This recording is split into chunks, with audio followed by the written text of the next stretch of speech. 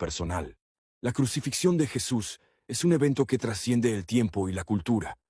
Es una historia de dolor, pero también de amor inquebrantable, de injusticia, pero también de perdón supremo.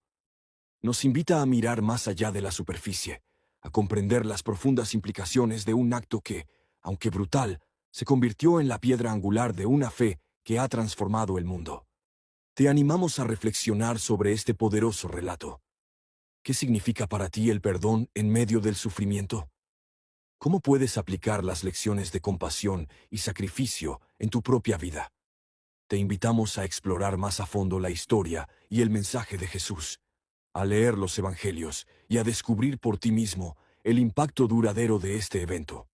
Comparte tus pensamientos en los comentarios, suscríbete para más contenido que ilumine la historia y la fe, y únete a nuestra comunidad en este viaje de descubrimiento.